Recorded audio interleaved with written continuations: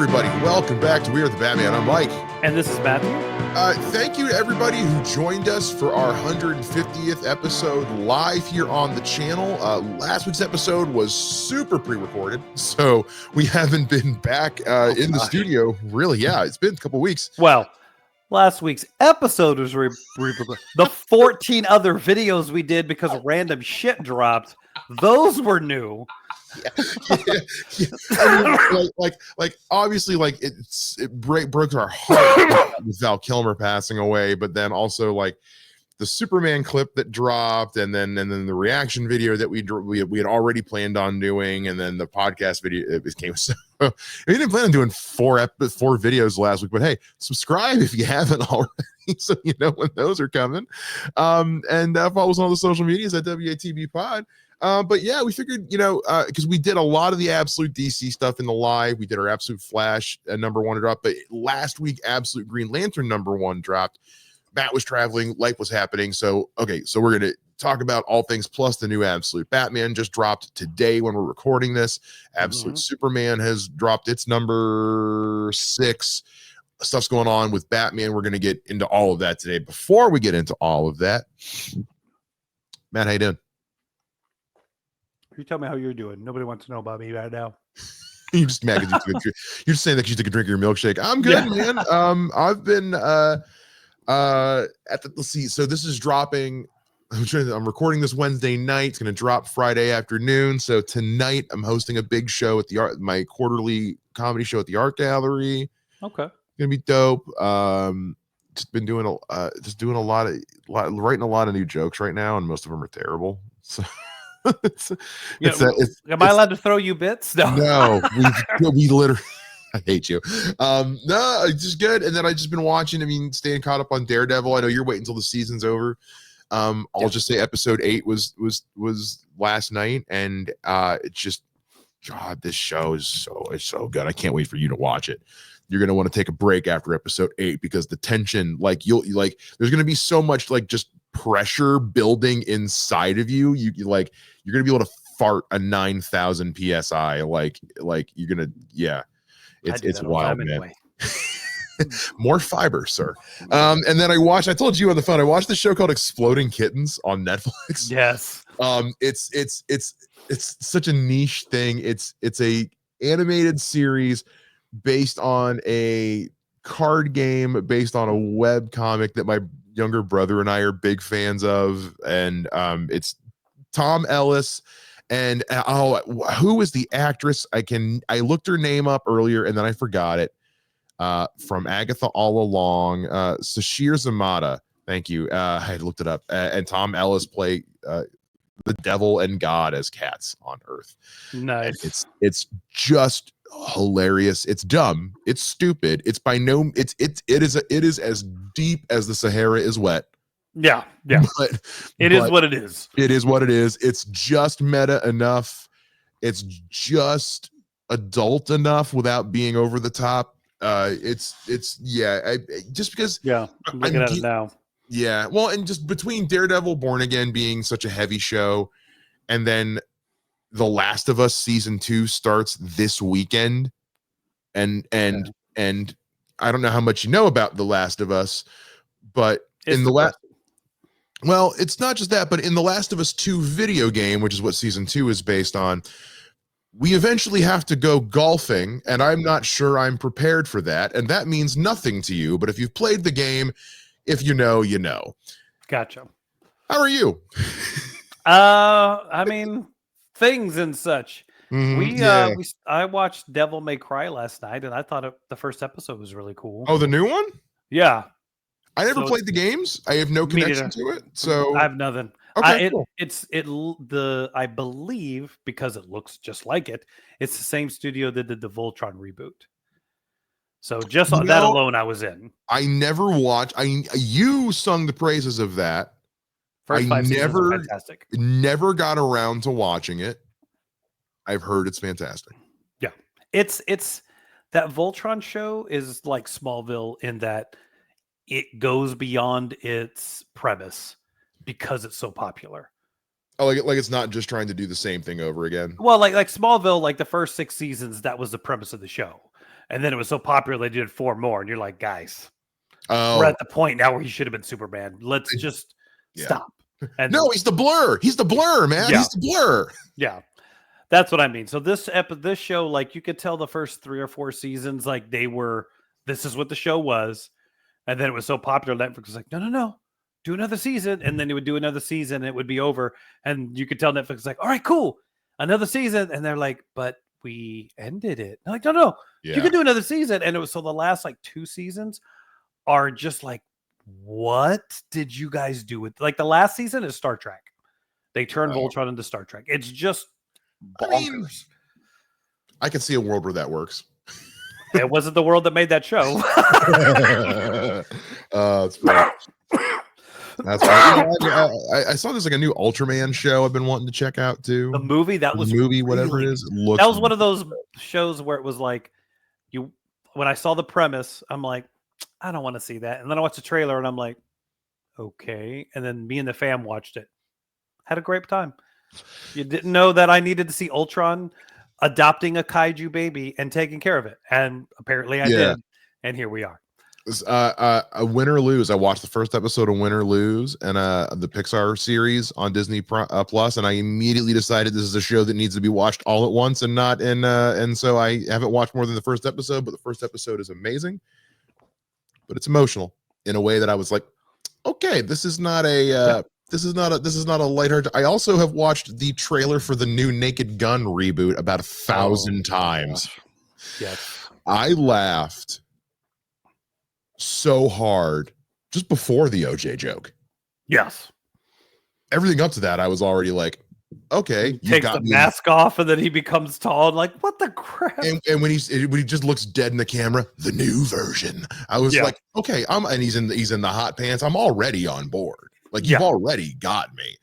And then it's like, the bit with everyone's crying over their dead cop dads. And I'm like, again, this is objectively hilarious, but are we going to address the elephant in that? Yes, we are. Okay. Yeah. Just getting that out of the way, not even waiting for the movie. That was beautiful. And then what was the other one? There's been a couple of trailer for Tron, Ares. Like I haven't watched it. Premise wise, I'm like, what the crap are we doing? But then I'm watching the trailer and I'm like, I know this is gonna suck, but I'm probably gonna see it. I have to admit something about myself. I have no touchstone with Tron whatsoever. I was obviously too young for the original movie, because by a lot. Yes. And then because of that, I never saw Tron Legacy, because Tron Legacy built itself entirely on nostalgia for the original Tron and Olivia Wilde and Daft Punk. But I never watched it. So like Tron Ares means nothing to me. Tron in general just means nothing to me. Like I don't hate it. I have no touchstone for it. If you like, it sounds weird to say it this way. If you like The Matrix, watch Tron. It's this.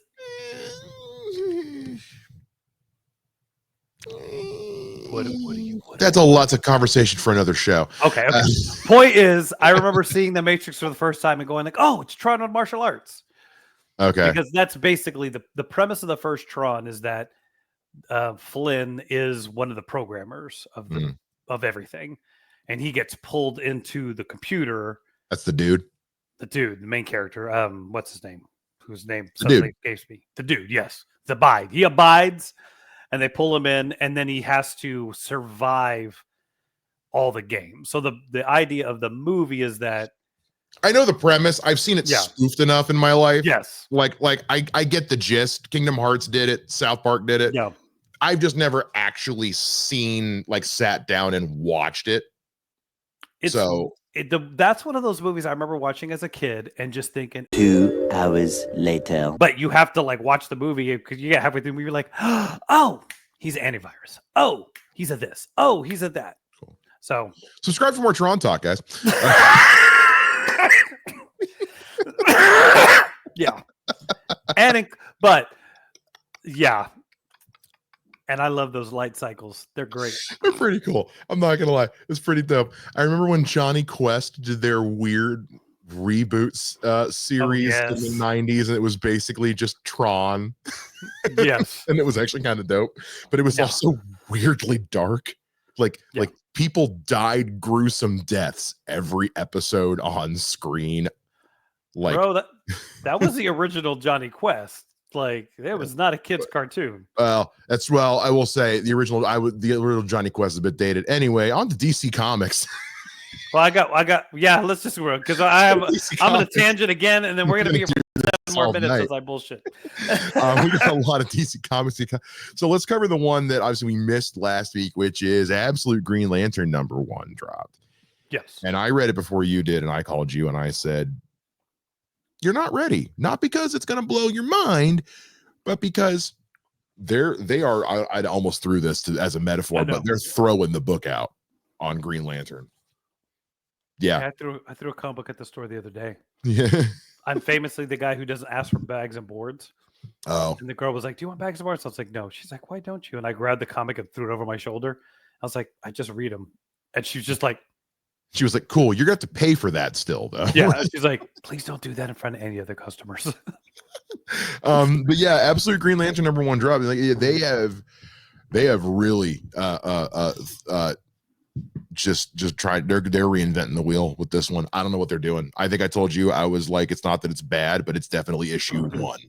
Well, and I think what this is that whole thing of let's run with a premise that's different. Mm-hmm. And I think what the advantage that this thing has is the entirety of all the colored lanterns have been created. Mm-hmm. And with that in mind, now you're restarting this concept, and you can use all of that.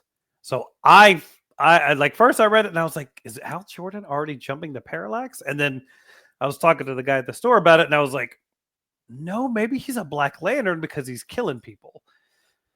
So I think each one of these characters, they're going to be different colored lanterns, not all Green Lanterns. She's the only Green Lantern. I'm glad you said that. I was like, I think they're just jumping headfirst into the full spectrum.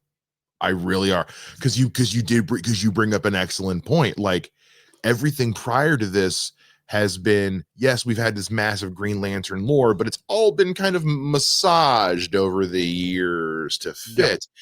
We're literally taking all of that, putting it in a blender, and starting over. Well, and it's not every day you get to do that with something as, I think the way we talked about it before was like just out in left field. That is Green Lantern. The Green Lantern, you could spin off, like if DC Comics died today, you could have just Green Lantern Comics be its own comic book universe. It's so vast in and of itself. Yeah. Well, and it kind of reminds me of what they're doing with the Invincible cartoon, is the fact that comic is completed and done. You can now go through everything and retroactively introduce things early on that happened later in the comic that he made up in the comic, but at the beginning. So like the whole Viltrumite thing, you had never heard that term until the big reveal of Omni-Man. So I think that's what this is taking advantage of. Like, hey, let's at the get, yeah. Black Lantern. Well, it's like how I've been talking. Well, I was talking a couple weeks ago I've been going back and watching the Richard Fleischer Superman cartoons on Prime, because they put them all up there last month, and like these were released in the 40s, the 50s, yeah, the 40s, 60s, whatever. There was no lore, so when they do the first one and they're just like, how basically they're making it up as they go. Krypton was a planet full of Supermen, and he landed on Earth and was dropped off at an orphanage and just grew up this way, and sure, and he's fighting the monster of the week because there is no Lex Luthor yet, there is no Metallo, there is no Parrot, so you get to make, fighting mad scientists and gangsters. Yeah, I mean, there was a point where Batman's villain of the week was literally Fidel Castro. Yeah. And then I got to watch that episode after it had been redubbed in the in the 2010s, when they realized, we can't re-air this. It's really politically incorrect. But no, I think it's cool. Again, the fact that we're doing something so different, because also like nobody's wearing rings yet. So I don't know they're even getting rings. And I'm not even sure if Abin Sur is a good guy or bad guy at this point, because he looks really weird. Well, I mean, it actually makes me think about, remember when in Flashpoint, when when they recruit Hal, they say, yeah, we found this body and it's Abin Sur, and all the only thing we could make out from what he said was beware my power. So it's one of those like, what's the context? You know what I mean? Yeah. But also it's absolute DC. So for all we know, Abin Sur could be a homicidal maniac in this universe. Who knows? Or he could be like this big lantern ship, could be him controlling all the things. And I mean, it's interesting. I'm happy to see where they're going. The idea of going the gauntlet of the different colors, I think is interesting. And I don't know, and we've talked before, I don't know as much about what's her name? The new Greenland, the girl, the newest one. Yeah, I obviously am not as familiar with her because she's a lot more recent. But I mean, they're thrown. But I like the way that they're also like, these are still the like John Stewart is still an architect. You know, these guys are still themselves.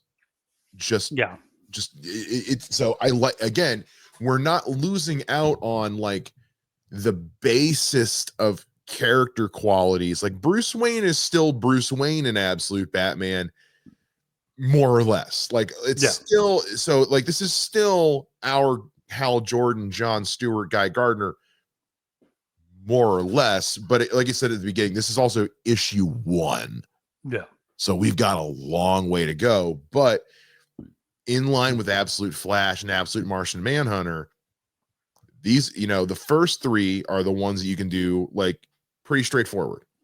Yeah. These are the 3 where you can just have fun. No one's going to get mad at you. Go nuts. Yeah. Go nuts. Speaking of Absolute Martian Manhunter, meant to mention at the top, we found out the other day, has been expanded from 6 issues to 12 because money talks, baby. Because a book sold. Yeah. So no, I think I was actually lucky because I apparently didn't put Absolute Green Lantern on my list. Oh, I thought I had, and they had pulled it off the shelf because they were going to move them. So when I was like, "Hey, do you have any?" He's like, "Yeah, here, pick the cover." I was like, "Oh, thank God." But no, nice. I really did like it. I again, the more different they are from the original, I think the more interesting it gets. So this is one of those where I'm like, yeah, this is the way to take it. Let's do something different. I like when I can be caught off guard and surprised. Yeah, because which is again, it's hard to do. Yeah. And then speaking of Absolute, you want to go to Absolute Superman or Absolute Batman? I was about to say, whoa, talk about some stuff getting caught off guard. Oh man. I think we kind of called the ending of this one a few issues ago. Like we I think we posited like when they started about Lazarus. Oh yeah. Like, is Ra's al Ghul going to get tied into Superman's origin in some way? Well, maybe. Yes, he is. Yes. Yeah, the moment I turned the page and there was somebody in a spa, I was like, "Oh, it's Ra's al Ghul. He's finally showed up." Yeah. So, not on my bingo card of life. I never would have thought to interconnect the two of them, and I'm still not sold on the idea that Lazarus isn't in some way, shape, or form a form of kryptonite. It's possible in this world, in this DC. I realize I'm just saying that because they're both green, but I mean, that's what you're gonna do, and the fact that Brainiac's there, we don't know where Brainiac came from, who he is. Given that how Saul is, it could be Brainiac is another version, a Saul from a different person. Who knows? That is, and again, I mean, that's usually how it is Brainiac is some rogue Kryptonian AI, is what it usually comes down to. So it's not out of the realm of possibility for that to be, I mean, there are going to be some things that are consistent. Yeah. So the fact that we see that he didn't get raised by the Kents, but that he was with them for a time is fantastic. And I was because of the cover specifically, I was so unsure of how that was going to go. And there was a part of me that every time I was about to turn the page, I was like, what's going to happen? Like, is the shoe of Damocles is swinging, like, and again, things that are still kind of consistent is that the Kents are the greatest American parents ever. Yes. I like them being there, and I like the idea of him going back, going like, no, let me go see what's happening with them. Mm-hmm. So I mean, all in all, I really like this issue. Again, Superman's still my favorite of all of them. Yeah, it's hands down. As much as I've come around on Wonder Woman. Yeah, we got to talk. We'll talk about that in a sec here. But no, I thought this was great. I liked what's it called? Seeing the Peacemakers come to the Kent's house and beat the crap out of Jonathan. You're just like, dude, what is wrong with you guys? Like, no wonder why Superman hates you guys. It's you think, Peacemaker, and again, like the fact that Peacemaker is so tied into this Superman's origin is wild. And it's one thing to just have a Peacemaker, but the fact that they've taken the idea of Peacemaker and it's like Peacemaker, well, because Peacemaker himself has always been kind of a commentary on like the hero cop gone wrong, the vigilante gone wrong kind of thing. Yeah. And it's a really interesting way to make it kind of a modern social commentary like comics tend to do, by having it be the Peacemakers be this kind of do what they do. Yeah. And then, but to still have someone like Chris being the worst of them, who is still even so bad that these out of control Peacemakers are like, hey, buddy, go eat some pudding, Yeah. Like you're taking it farther than too far. And that's coming from us. Yeah. And just again, the way that they continue to say like, oh man, Lois would have been a great writer in another life. Like, yeah, haha.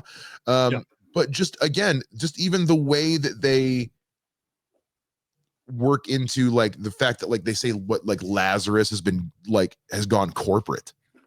Like people can pay out the ass for 15 minutes in a Lazarus jacuzzi to get rid of their wrinkles or something like that. It's so good. Yeah. Again, I'm gonna say this is definitely my favorite. I mean, granted, it's a good 6 issues in, so who knows if one of the other ones, because Martian Manhunter is still one of those like, so do you not know you're a Martian, or is the Martian taking over your body? Like, this is what I'm trying to, inquiring minds want to know. Who's to say? We'll find out later this month.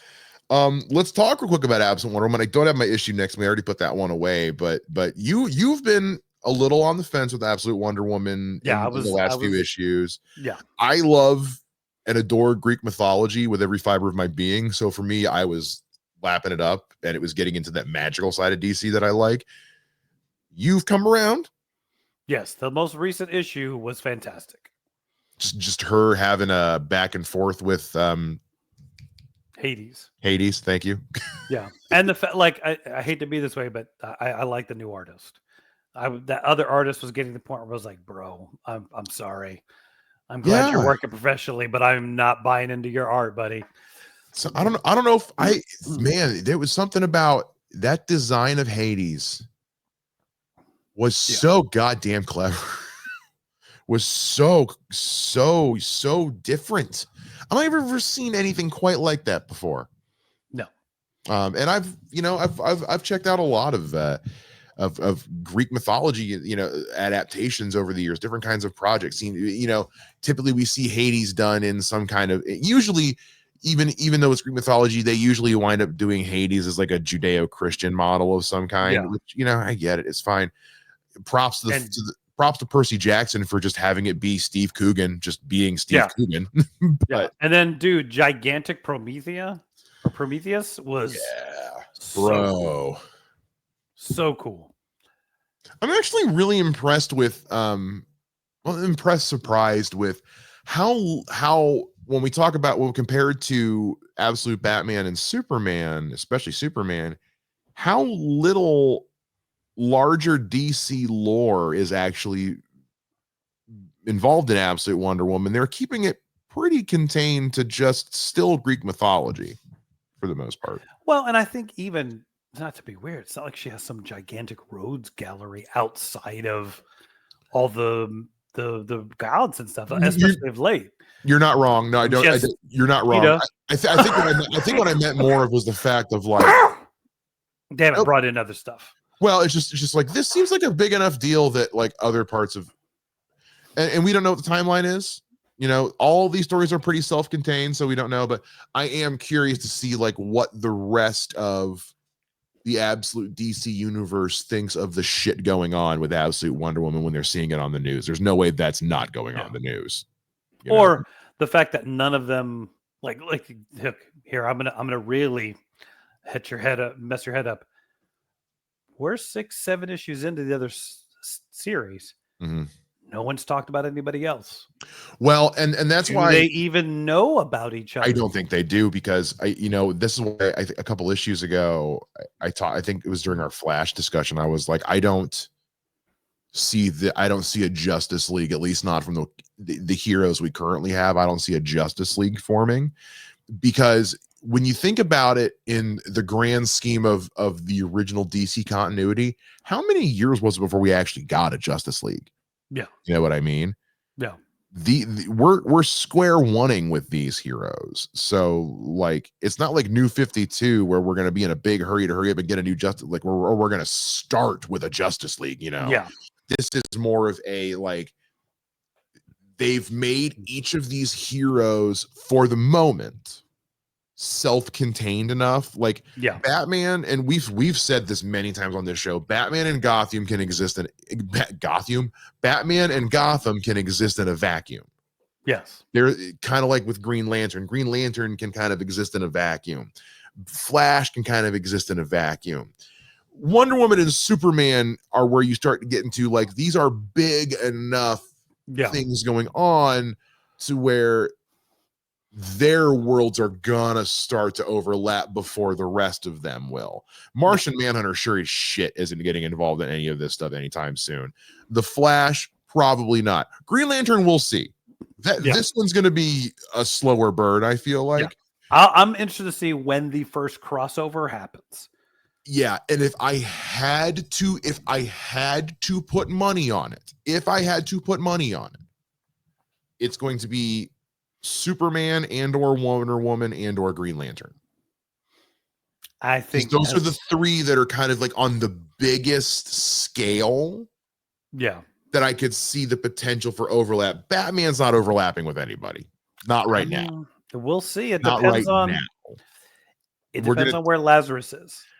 That's why I say not right now, because Lazarus hasn't come up yet in the stuff with Gotham. Yeah. And we're going to get into that in a sec. Actually, right now. But suffice to say, Absolute Superman products. Absolute Wonder Woman also doing great. Look forward to see what goes next to that. All right, let's get into, before we get into some of the more extraneous, I'm going to dump into some more of the extraneous Batman stuff here in a bit to wrap up. But Absolute Batman #7 finally hit, the long-awaited debut of this version of my favorite Batman rogue, Mr. Freeze. Oh, this is so not what I was expecting at all. And as a Mr. Freeze stan, like, I'm usually kind of it's weird to say purist, because the version that I say is the pure version is the one that was technically created in the 90s.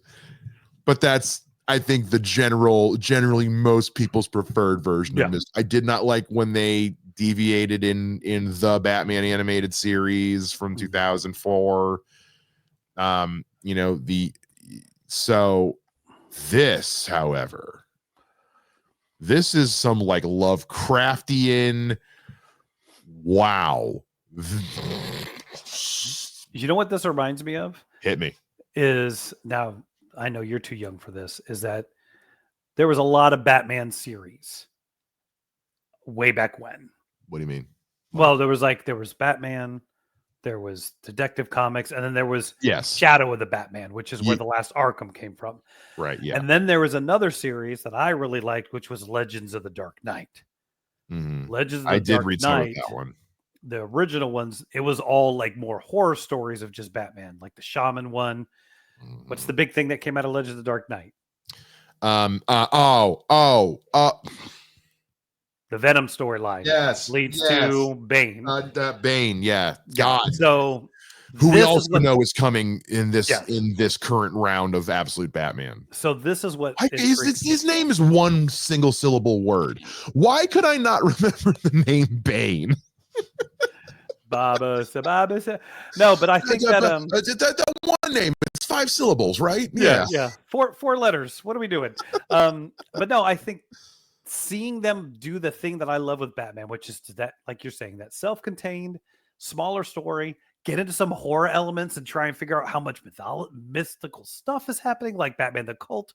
So yeah, seeing what you can only say is a diseased horror flick man from a parasite that may have existed in the what's it called, prehistoric It- times. Like it- I'm like, bro, I'm it's so into this. We're doing it. We're doing it. You know what it's giving me? It's giving me, what if the Ice Age was a plague? Yeah. Yeah. And I love me some Batman when he gets I love me some spooky Batman. I love Yeah. me some horror Batman. Yes. And I've always thought horror Batman Clayface. Horror Batman Yeah. Mr. Freeze Lovecraftian. Yes. If there was yes, a way that I could yes. turn this comic into a drug and smoke it, I would. I mean, And there's got to be a way. It's 2025, man. We can Yeah. do anything. I'm just where saying. there's a will, there's a way. You can I make it mean, happen if you care. Look, I'm just saying, we digitally replaced Kevin Spacey with Christopher Plummer, and he got an Oscar nomination. Yeah. So, this is why, when you say Absolute Superman is your favorite, I 100% understand why. Yeah. 100%. This one still holds number one. Absolute Batman still holds number one for me, just because it's one of those. It's like, because of the rogues gallery of it all. Yes. And that's why I'm curious to see how Absolute Flash is going to hold up after we get a few more issues in. For the same reason, it's like, you've got a lot to do with these rogues, though, and that's where I'm really wanting to see you play. And we're getting some more of that with his buddies too. Yeah. Where it's almost like, are his buddies about to become the Bat Fam? Or are they about to become the "we hate you because you did it wrong"? Because you used us to become this thing. And now we're going to be your rivals because we're trying to take you down for doing something stupid. Oh, see, I was looking at it more of like, hey, man, like, you'd say you didn't want us to be a part of this. We're already kind of a part of it. Whether you want us to be or not, Yeah. like we're here. You don't have to handle it on your own. You know what I mean? Yeah. So we'll see. Yeah, either that You or can do like anything. yeah. Is one of them going to become the Wraith? That would be interesting. No, not the Wraith. Wrath. Yeah. Oh God, it's well, but also Killer I Croc love that. Wrath. Can you imagine that? Oh man. Do Well, you know but who also Wrath like, is, by the way, you know who Wrath is. I Right? know who Wrath is. I appreciate that they talk about deep cuts. I love that they're talking about mourning Matchstick Malone. Yes. And I was like, did Bruce fake his own? Wait, He's in actual the dude. Absolute universe, Bruce's fake identity is an actual Get out. Get out. Yeah. Brilliant. Yes. Yeah. This is what I come to Absolute DC for. Indeed. Oh, that made me. But also, I did not expect to then turn the page and see his face melting off. Yes. He's just one of those like, oh, okay. That's where we're going today. Oh, yeah. And it's dude, like this is the look, this is why I liked the Batman movie with Robert Pattinson. This is the stuff that I've always liked about Batman. When you give him this kind of ground level, kind of weird stuff, like, yes, all the detective, yes, all the things, yes, I'm down for it. If I'm being super honest, Absolute Batman appearance wise, not so much, but from a writing approach, I get a lot of that, like I could see this version of, I could almost see this version of Black Mask existing in the Battinson universe. I could totally buy a Frost Plague in it. It's like, you know what? You guys are really onto something with this. It's like you guys are putting out the kind of Batman stories that we're wanting to see, not just in our comics, but in our movies as well. Yeah. And it goes back to this thing that we keep saying on the show, which is that like they're starting to write their DC starting to write their comics very cinematically in a way that I'm really enjoying. Well, all I kept thinking after reading the Batman one, Absolute Batman, all I was sitting there in the comic book store going like, when are we jumping on these direct-to-DVD movies? Yeah. When is this? Yes. When are we Come getting on. an absolute? We're there. Yeah. We're there. Go ahead. Go ahead. You Do it now. know everybody loves it. Go ahead and do it now. Seriously, you can't. Nobody fucking cared about that damn Tomorrowverse bullshit version of DC you gave us. No. With that horrible ass art. And I look, as much as I've always been on the fence about Jensen Ackles being Batman, I feel bad that's the version of Batman he had to be. I am too. I'm so glad he has the boys. Yeah. And 20,000 seasons of Superman. and Tracker. Oh my and gosh. Tracker. And just getting to see himself in the mirror every morning. There's that too. There's that too. As long as he can't sing, we should be. Oh, damn it. I know. It's like Chris Hemsworth. It's like, man, what can't you do? Yeah. Yeah, exactly. Well, and you know, to get it, just to wrap up on this a little bit, to talk about just some of the other ancillary DCs that's been going on. You know, we talked in our live stream, Absolute Hush, or not Absolute, but Hush 2 has started. So that new one should be coming out here soon. There's a preview for it in all of these runs for the new cover, and I never even once considered that with the Hush sequel. Oh yeah, we're probably gonna have to get Jason Todd involved in this, aren't we? You're gonna be a little pissed. Oh shit. Didn't even cross my mind. So that looks interesting. I've been on the fence with Batman and Robin as a run because I was really enjoying what they were doing with Damian up until the last issue. Because they did one of my least favorite writing tropes, which is basically, you know, the scene in Shrek where Shrek overhears Fiona talking about her secret and he hears the wrong part of basically they did that with Damian listening to Bruce talk to Jason. And it was one of those, it was like, oh, great. Okay, let's not do this. However, I will say this. Major redemption in this issue of Batman and Robin. They do some really creative stuff with this book. So are you going to read it? Do you care if I talk about it? So basically, this like long thought dead, like serial killer is back, you know, basically Batman's Jack the Ripper, as it were. Not to be confused with the actual Jack the Ripper who was featured in Gotham: A Gaslight, and has basically kidnapped Damian, brainwashed and kidnapped Damian. And it literally opens with, but Damian throughout all this time in this run has been reading Thomas Wayne's journals to try to better understand his other grandfather, not just Ra's al Ghul, trying to understand the Wayne side of his lineage, which has been some of the stuff I've actually been really enjoying them doing with Damian. It's like finally answering the question, who is Damian Wayne? Yeah. Giving Damian an identity finally, and letting him discover who he is outside of just being Bruce Wayne's son, Ra's al Ghul's grandson, Batman's sidekick. Who is he? Yeah. And they do some really clever stuff in this, where based with Damian's journals, where they let Damian just kind of be. The majority of this issue is from Damian's journal, but Damian's journal is done in the style of he's doing his own comic book, Matt.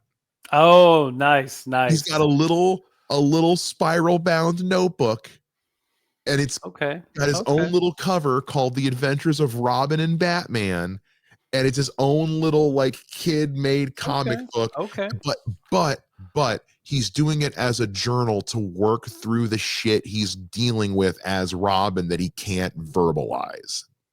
That Damian Wayne, because of his upbringing, does not have the communication skills to deal with on his own. This is how he's dealing with it. And first of all, Damian Wayne, follow your dreams to become a comic book artist.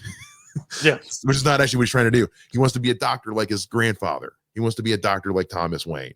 Nice. He wants to stop being Robin. He wants to finish this current mission with Batman and then be done with being Robin and go. He wants to be a doctor. And it's one of those, it's like, considering that they're getting ready to tie up a lot of this stuff to start with the Batman relaunch in September, it's like, if this is the kind of stuff that we're going to build for in the DCU, yes. Okay. Yeah. Okay. Let's not take 20 fucking years to get here, because we know how I feel about that. But yeah, if we're talking about like, but I will say, truly, my favorite panel or page in this book is when we open up with pages from Thomas Wayne's journal, and they're incredible. They will move you to tears. But then it immediately goes to Batman putting out an APB to every member of the Bat family. And he literally by name, Nightwing, Red Hood, Oracle, Signal, Batwing, Jason, like you. This person's back. He has Damian. Call in every favor you have, apply every pressure you have, and the last words on the page are him screaming, "Save your brother." And I was just like, because it's the Bat family. Yes. They are family. And in this moment, one of theirs is taken. And this is Bruce's boy. And they have done some great pages in these last few issues of moments of genuine earnest moments between Bruce and Damian that have been like, if there was more of this, I'd like their story more. You know what I mean? Yeah. So yeah, it's been really good stuff. Really, really good stuff. So if you watch this right now, you haven't checked out some of the other ancillary Batman titles, Detective Comics, Batman and Robin, do yourselves a favor. They're very excellent stuff going on right now. Okay. I think that's everything. I think so. Nightwing's been cool. I've been reading Nightwing. I'm still loving it. Oh yeah, Nightwing's been great. Yeah. So. And I'm not touching anything Marvel right now. I'm finally getting caught up on Constantine Hell in America or Dead in America. Very good stuff. Very good stuff. Nice. If there's anything you guys are reading that we're not talking about, let us know down in the comments. And while you're down there, subscribe. It's on the way to the comment section. It's super easy. By subscribing, you get our podcast and all the other bullshit videos that we do here every single week whenever something happens. Next week is April 18th. That is Superman Day. We are fully anticipating a new trailer for Superman to drop. Yes. I would bet what little money I have to my name that's going to happen. We will do our best to react to that as timely as we can. Yes. I am off work that day, but I'm also supposed to be traveling that day for work, for a family thing. It's Easter weekend. So just whenever it drops, we will get to it as soon as we can. But we're so excited. Yes. But I also will say we don't plan on reacting to probably any more after that. Because, spoilers. Yeah, I may do it solo. Yeah. All right. I'm gonna trim this out a little bit. Follow us on all the social media at WATV Pod. You can find me on social media at Mr. Mike Shea. You can follow me, find me, do whatever you want to be. At the Household Man. That's gonna do it for this episode of We Are the Batman. We'll see you again next time. Same bat time, same bat podcast channel. Bye-bye.